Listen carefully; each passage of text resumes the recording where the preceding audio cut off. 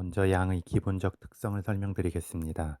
양은 태에서 시작된 생명의 씨앗이 하나의 구체적 형상으로 발현한 상태입니다. 그런데 아직 엄마 뱃속을 벗어나지는 못했습니다. 그래서 무언가 진취적으로 뻗어나가는 힘과 기상은 약합니다. 그런데 엄마 뱃속에 있으면 많은 것이 해결됩니다. 엄마 뱃속 안에서는 먹을 것을 걱정할 필요도 없고 무언가 외부의 위험에 직접적으로 맞닥뜨리지도 않습니다.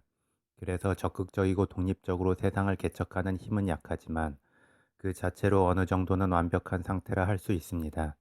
그리고 생존의 조건이 안정적이면 마음의 느긋함이 생기고 서두르지 않으며 주변에도 편안한 기운을 전달합니다.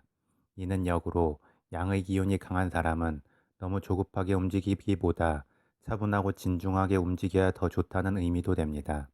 다음으로 양의 장점을 보겠습니다. 양은 생존의 기본 조건이 잘 갖추어져 있기 때문에 굳이 앞서서 튀려 하지 않습니다.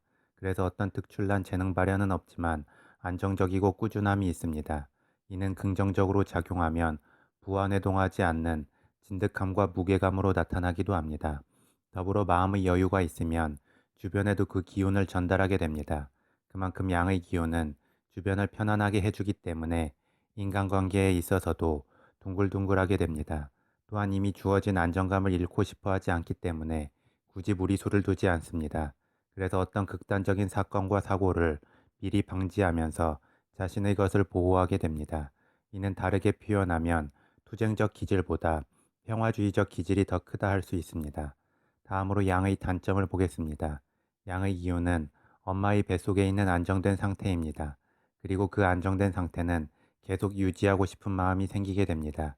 그런데 그 안정된 상태가 무너질 것 같으면 독립적이고 진취적으로 상황을 개척하려 하기보다 주변이나 부모에게 의지하려는 모양새로 나타날 수 있습니다.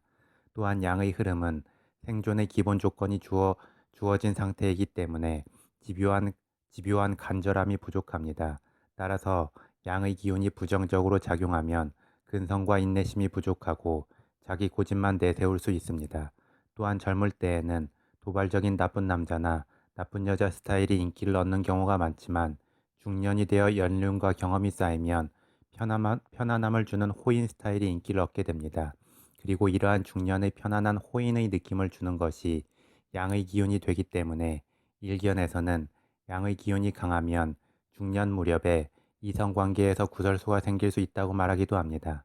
그리고 남자의 사주에 있어서는 이성관계의 구설수와 재물의 손실은 같은 맥락으로 보기 때문에 양의 기운이 강하다면 이러한 부분에 주의해야 할 것입니다. 다음으로 양의 기운의 십성론적 특성을 일주에 작용하는 것만 보도록 하겠습니다.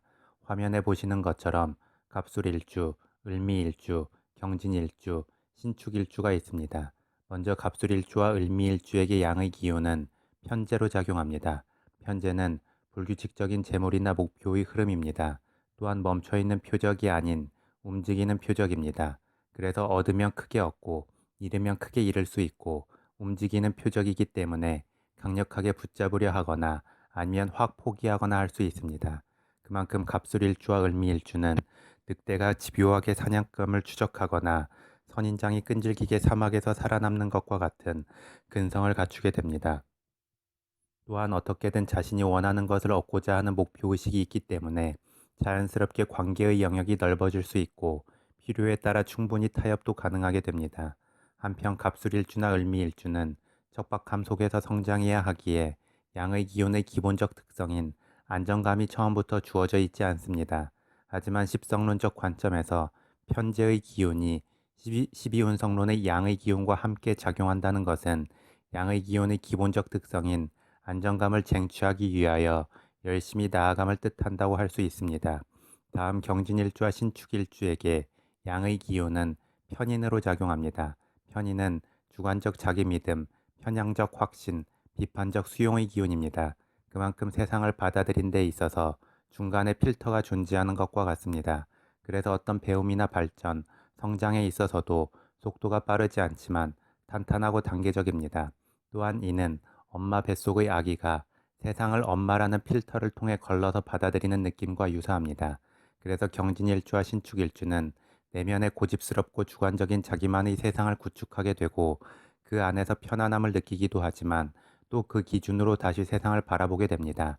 이는 긍정적으로 작용하면 우직하게 자기 일을 추진해 나가는 뚝심이 되는데 나쁘게 작용하면 똥꼬집이나 아집이 되기도 합니다.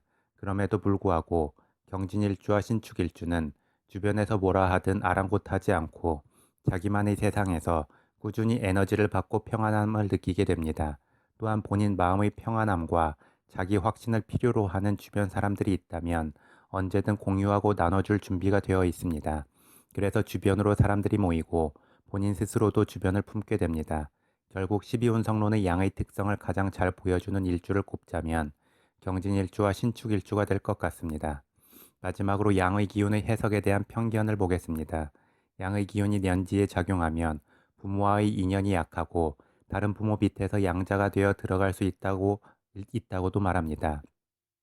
또한 양의 기운이 월지에 작용하면 형제 간의 인연이 약하고 자신이 노력한 것에 비해 성과가 적으며 그나마 얻은 성과나 결실도 낭비할 우려가 있다고 말합니다.